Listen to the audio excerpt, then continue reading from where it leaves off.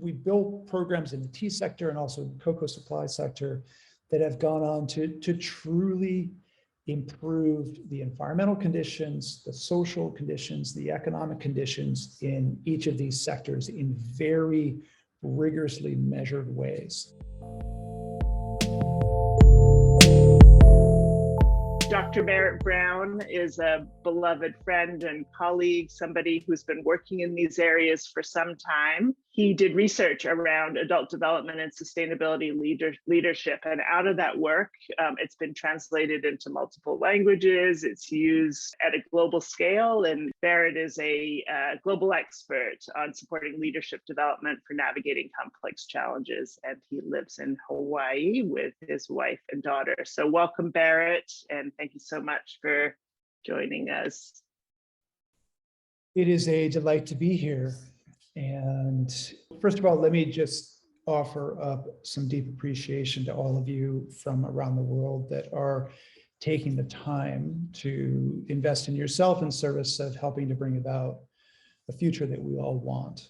Every one of us has an opportunity to lead and co-lead change in our communities, in our families, in our workplaces, and even at a global scale. And so just a deep bow to all of you for doing the work in self and in others and in system to help bring about something that our generations to come will be proud that we will have created. My particular path has been around doing whatever I could to cultivate transformational change wherever I happen to touch it. And practically that's looked like working in large organizations, small organizations, working with large multi-stakeholder programs like I'll share about today. And then just working locally. I'm co-owner of a little General Foods or a general store in a 1,000-person town in Vermont. And so we're trying to cultivate change there as well. But I'll say that, interestingly enough, part of my path has also come to understand that the reason why I wanted to, work so hard to create a better world out there partially was driven by kind of my own trauma as a child and feeling like unsafe and uncomfortable in my own skin, in my own home, and how that led to sort of the creation of a personality dynamic that was about, all right, well, my work is to try and make things better out there, right? And so I spent a lot of time cultivating my own development, cultivating my skills, trying to have greater impact, and sacrificing myself a lot along the way in service of filling a hole that was inside of myself. And for those of you that have been deep in the trenches with respect to change, whether it's working in a natural history museum, as many of you have, or doing women's leadership work, or working in local communities, you know that that the changes we're trying to bring about really can take all of us. We can completely fall into the black hole of the cause, whatever it happens to be, and essentially burn out, right? One of the things that I do is work with a lot of leaders in sustainability who in many cases have bumped up against burnout in a hard way. That all just goes to say that, as part of this work that you're doing with Abigail and Simon and Anik, is to be aware of why it is that you're doing the work that you're doing. And frankly, there's nothing the matter with a little bit of trauma to kind of stimulate you to help make the world a better place, as long as kind of we come back to recognize that there's other reasons to do it, and to not burn yourself out just to feel good about yourself. That all being said, let's just ground ourselves in the context that we're in a world which falls under a particular mantra that comes out of, in my opinion, out of the integral ecology space, which is that things are getting better and things are getting worse. And in many ways, things are always already perfect. Not that they're the way that we want them to be, but that they simply are what they are because our systems are producing the output that they're designed to. And so life simply is what it is because of where we are at this particular moment in history. And that broader context of, yeah, things are getting better and let's celebrate that and honor that because, even groups like this never existed coming together of sort of collective intelligence and heart before. So this is a beautiful, shining example. And then there's, things are also falling apart in lots of ways. And so holding this broader paradox, I think is important as part of doing this work. Within that broader context of, whoa, things are crazy, whoa, things are amazing, and I'm simply am here now in that liminal space of choosing how to respond. Let's zoom in to a very important competency of change, which is how to communicate with others about the change that you want in a way that works for them. And so we're going to call that developmentally appropriate communications, or communicating to worldviews in ways that they can hear. That's the kind of the area that we're going to focus on today, is when you're working with a diverse group of people who have diverse worldviews, how do we not get stuck in our own worldview and extrapolate it onto them, project it onto them, expect them to see the way that we see things, but rather tailor our communications and our engagement with them in a way that deeply honors their worldview and then enables dialogue that is authentically bringing forth the best of the worldviews. The practical case studies that I'm going to get into just at a high level today are going to point to how that works, and that can really be done well. So we're just going to tell more of a story today to show you what has been done in some systems and potentially inspire you to bring a similar approach to the precious part of the planet that you happen to touch. Let me just now talk about the context of the case study. I was personally very interested in human development initially, and then I got interested in organizational change and organizational development and team development. And so I studied a lot of that stuff and picked up a PhD along the way in adult development and worked in a bunch of companies and nonprofits to support sort of team and organizational development.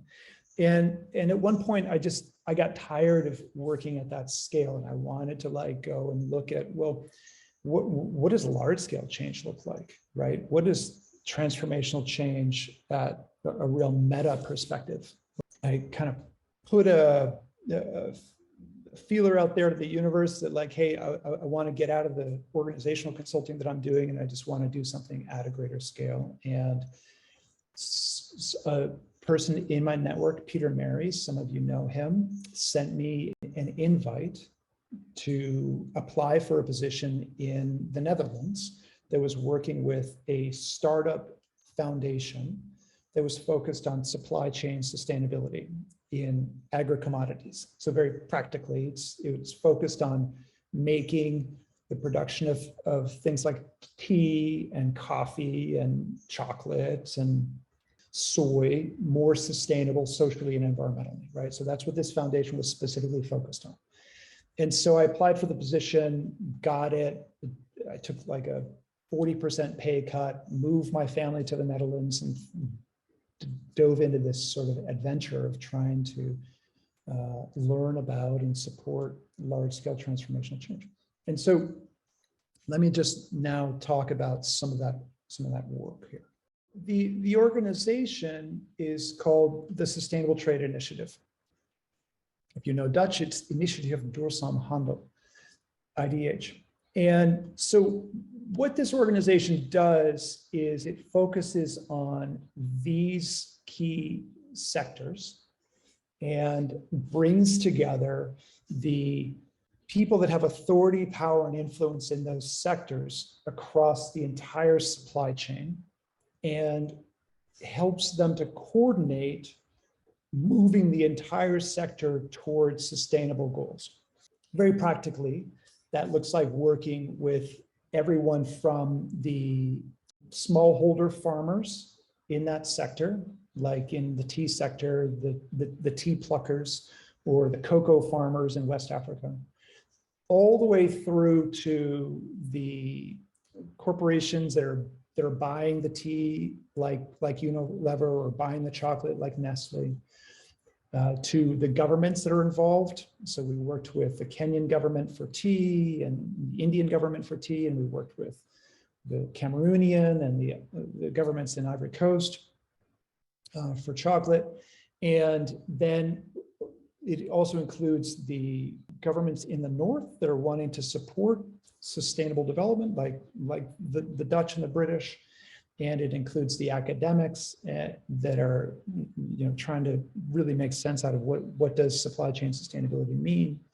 And the other stakeholder group, of course, are the nonprofits, or the NGOs, as they're called outside of the United States, that are supporting the actual execution of sustainability in the supply chains. We worked in the tea sector specifically, and chocolate was the other area that I worked in. And this is an example of some of the key sustainability areas that we focused on. Let me kind of make the core point around this overall presentation. This program ended up being massively successful, such that the organization itself has gone on to become the preeminent supply chain sustainability organization in the world. It's profiled at the World Economic Forum, and all of the major companies like Nestle and Unilever and so on and so forth partner with this organization to drive sustainability in the supply chain. And there's obviously other, organizations involved in supply chain sustainability that they're coordinating with. So something about what this organization was doing really worked. And what I want to point out is that fundamentally what this organization ended up doing that worked is to understand the worldviews of each of the different players in the organization or in the broader system, and allow them to be who they were. What I practically mean by that is that traditionally, to try and drive change at scale, there's a pretty aggressive approach taken to the bad actors in that system. So think, for example, the attacks on Exxon, or the attacks on Nestle for use of palm oil in the cocoa sector. Or if you've ever seen sort of really hardcore activists kind of going after organizations or governments because of they're not being sustainable, right? That's a very traditional approach, and there's room for that strategy. This organization, the Dutch Sustainable Trade Initiative, decided to try a different strategy, and they realized that the approach of trying to make corporations look bad and change their behavior, and judging them for not caring about the livelihoods of smallholders, small landowners and smallholder farmers in Africa, or judging them for not caring about the landscapes that orangutans are in palm oil plantations in Indonesia. Like, that strategy fundamentally just wasn't working, because companies had different interests. They had their own sort of institutionalized worldview. The strategy that IDH did across all of the sectors that I showed you, and continues to do, is it allows people to be who they are, and it doesn't judge them to need to be something different.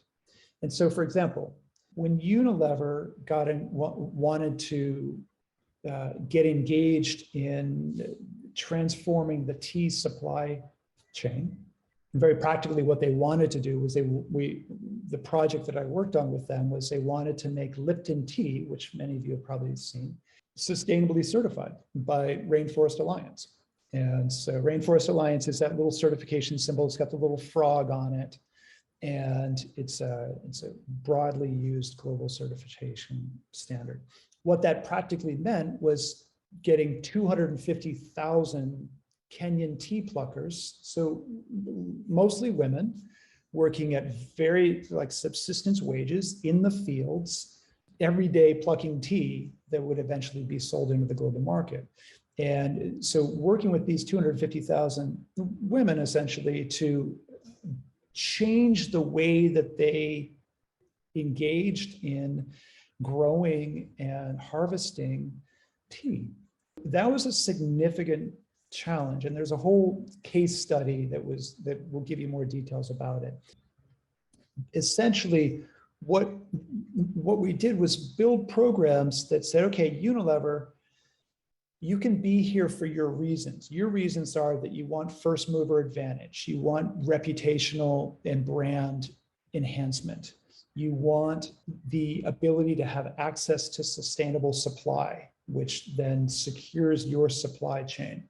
You want to be able to, transform all of Lipton tea all at once so that you can kind of refresh the brand of Lipton itself, which had gotten kind of stagnant, and make it a values-based brand, which was now focused on sustainability. So none of those reasons are you want to care about helping women in East Africa make more money, right? Because they're not making money in the tea supply chain, right? It was not that. And then the Kenyan government was involved, and so they were there for their reasons as well. They wanted to stay in power, and they needed to show that they could partner with multinational companies and governments in the north and actually produce something of progress that then they could take to voters to say, look, we're actually doing something to help people, right? So there was a little bit of an egocentric, kind of ethnocentric motive on the form of the Kenyan government to stay in power and kind of using this particular objective or this work that we were doing to their advantage. And we saw the same thing happen in Ivory Coast when we were working with the cocoa supply chain. They were doing the work largely to stay in power. And then there are the nonprofits that were involved, and they typically, their values were much more world-centric or sort of pluralist in the model that we've shared with you, which means that they really actually cared that the women in Kenya could make more money, or that they weren't using paraquat. So there was this focus on deep sustainability goals that the nonprofits or the NGOs had as well. As the program was designed and everybody was contributing, the setup was such that all of the players were allowed to be there for their own reasons, even if others didn't agree with those reasons. And this is kind of the important thing here. There wasn't this sort of like moral or sort of worldview box that you had to fit in order to contribute and get something out of this program. You were allowed to get something out of it that would benefit your company or benefit yourself politically or benefit your image as a nonprofit who was driving impact. That approach really, really worked. And what it led to was Unilever being willing to invest millions and millions of dollars into this system, which was really necessary to educate all of these farmers and tea pluckers on these best agricultural practices. It allowed the government to create the legal frameworks that would support these types of programs and to put in their own money and their own technical services to support it. And it enabled the NGOs to be there without clashing up against the businesses and the governments constantly. So they were actually allowed to be at the table and in the private dialogues and in the deal making along the way. And long and short of it, we built programs in the tea sector and also cocoa supply sector that have gone on to truly improve the environmental conditions, the social conditions, the economic conditions in each of these sectors. And I fundamentally believe that a key to it was this more holistic, or what we call an integral approach, that didn't require organizations or people to be anything other than what they were, that we allowed the worldviews that were differing and often clashing to actually just all be present in the system without trying to resolve the clash of philosophy or the clash of worldviews in the system. Let me stop there for a second. The purpose of kind of the presentation today was just to give you a high level taste of how this work is really practical and really grounded and can help you change. And we've got a bunch of follow-up resources where you can go much deeper into this, and I'm happy to have follow-up conversations with folks as well.